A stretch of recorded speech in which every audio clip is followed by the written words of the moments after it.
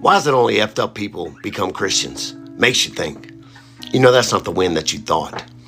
See, the people that have been through addiction, the people that have been to prison, the people that have done all these outwardly things to the world have been to a place where all they could lean onto was Jesus Christ, the Savior. They recognize that they are no good.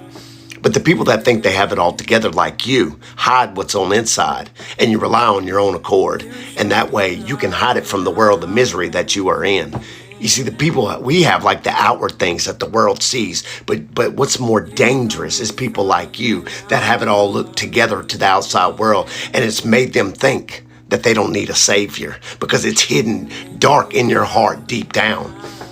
You see, the light has been shown unto us that have failed miserably because we know that we are no good. I know that I'm no good. I know without God, I am nothing.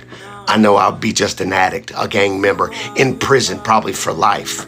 But God has allowed me to humble myself and fail so miserably where all I could look up was to Him. So you're right.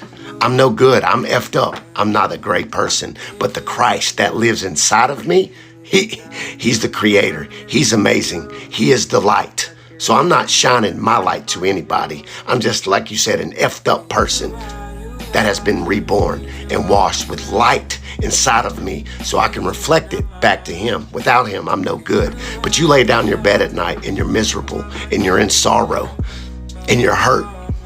But you can put on a mask when you go out in public because you may not have been an addict. You may not have been to prison. You may not have been in gangs. You may not have did all these other things.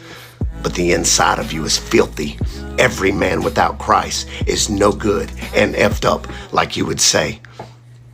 We just don't hide it. So I'm so grateful that I made the decisions that caused me to go down to the lowest place in the world, looked at me like that. So when He's seen my transformation, when the world sees my testimony and they can look at me and say, you know what? I knew that person. I saw what he was in and I see the light that has become inside of him. What is it? What is that? I want it because if God can change him, He can change me. And I'm okay with that. I'm okay if you and the rest of the world looked at me like I'm effed up and I'm nothing, because I am. I'm no good. I'm filthy without God. But thank goodness for my story. Thank goodness for my testimony. Thank goodness for my bottom of the bottoms, because it pointed me back to Him and recognized the filth that was inside of me and that I need a Savior. And only by His blood can I be washed clean and show the world what God can do. So I love you, and I pray that you get to the place, no matter what it takes, that you see that you need a Savior and you're no better than anybody else. Love you. Have a good night.